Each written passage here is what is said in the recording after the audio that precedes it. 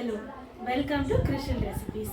இன்னைக்கு நாம எங்க வந்திருக்கோம்னா நாகர்கோவில் ஈத்தாமொழியில் இருக்க சுரேஷ் அண்ணா வீட்டுக்கு வந்திருக்கோம். சுரேஷ் அண்ணா வீட்டுக்கு எதுக்கு வந்திருக்கோம்? சும்மா வருவோமா? அவங்க வீட்டில் இன்னைக்கு மீன் ஸ்பெஷல். அம்மா எப்படி செய்யறாங்கன்னு நான் உங்களுக்கு வீடியோ எடுத்து என்னோட சேனல்ல நான் போடுறேன். கண்டிப்பா இந்த ரெசிபியை ட்ரை பண்ணுங்க. அவங்க 70 இயர்ஸ் ஓல்டு, அவ்வளோ ஆக்டிவா இருக்காங்க. இவங்க நம்மளுக்கு கண்டிப்பா இவங்களை பார்க்கும்போது நம்மளும் இந்த ஏஜ்ல இந்த மாதிரி இருக்கணும்னு சொல்லி நம்ம ஆசைப்படுவோம். அவ்வளோ ஆக்டிவான ஒரு பர்சன் அம்மாவை மாதிரி நம்மளும் இருக்கணும். ஸோ அவங்க ரெசிபியை ட்ரை பண்ணி சாப்பிட்டு பார்த்தா இதே மாதிரி நம்மளால இருக்க முடியும்னு நினைக்கிறேன். ஸோ வாங்க அவங்க எப்படி செய்யறாங்கன்னு பார்க்கலாம். அம்மா இப்போ புதுசாக ஒரு சேனல் ஸ்டார்ட் பண்ணியிருக்காங்க, கஸ்தூரி பாய்னு. அந்த சேனலுக்கு நீங்கள் சப்போர்ட் பண்ணுங்க. நம்மளோட சப்போர்ட் அம்மாவுக்கு ரொம்பவே தேவைப்படும். ஸோ அம்மா கூடவே இருந்து அவங்களோட வீடியோஸ் எல்லாமே பாருங்க, சப்போர்ட் பண்ணுங்க. அப்படியே என் சேனலையும் கொஞ்சம் சப்ஸ்கிரைப் பண்ணி சப்போர்ட் பண்ணுங்க. இப்போ ரெசிபி ஸ்டார்ட் பண்ணலாம். அம்மா வாழை மீன் வாங்கிட்டு வந்து வாஷ் பண்ணி வச்சிருக்காங்க. அதுல புளி கரைசல் சேர்த்துக்க போறாங்க.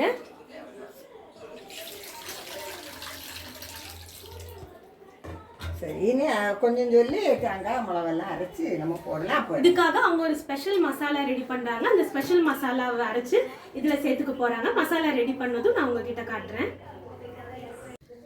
அம்மா வந்து தேங்காவும் வெள்ளைப்பூண்டும் சேர்த்துருக்காங்க. வாழை மீன் வந்து வாயு ப்ராப்ளம் வரும். ஸோ அதனால கொஞ்சமாக வெள்ளைப்பூண்டு சேர்த்துருக்காங்க. கொஞ்சம் கூட்டி போடணும். தேவைப்பட்டா நீங்கள் இன்னும் கொஞ்சம் சேர்த்துக்கலாம்.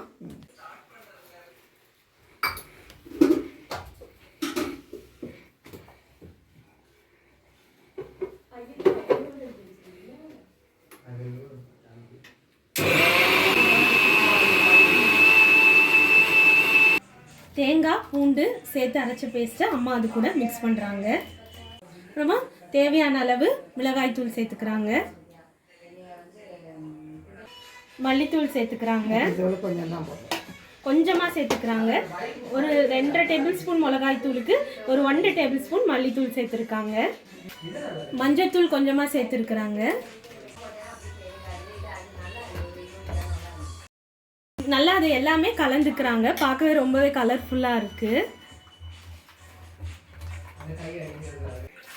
தேவையான அளவு தண்ணி விட்டுருக்கோம். குழம்புக்கு தேவையான அளவு தண்ணி சேர்த்து கலந்துக்கிறாங்க. இன்னும் இந்த மாங்காயம் தக்காளி எல்லாம் வெட்டி குழம்புக்கு போடணும். அடுப்பில் வச்சுருக்காங்க. குழம்பு நல்லா கொதிக்கணும்.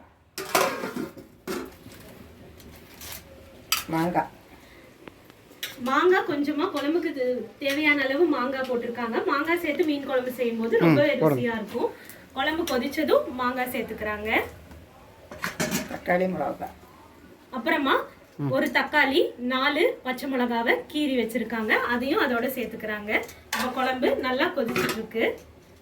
மூடி போட்டு நல்லா கொதிக்க விடுங்க. கொஞ்சமா கருவேப்பிலையும் உப்பும் சேர்த்துக்கிறாங்க.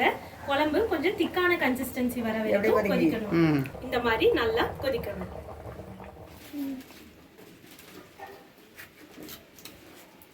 இப்போ குழம்பு நல்லா கொதிச்சு ரெடி ஆகிடுச்சு. பார்க்கவே பாருங்க வேற லெவல்ல இருக்கு. கண்டிப்பா இந்த ரெசிபியை நீங்களும் ட்ரை பண்ணி பாருங்க. அதை எடுத்து டேஸ்ட் பண்ணி பார்க்கலாமா? கொஞ்சமா இப்போ நான் டேஸ்ட் பண்ணி பார்த்துட்டு எப்படி இருக்குன்னு சொல்றேன். ஸ்மெல் ரொம்ப நல்லா இருக்கு.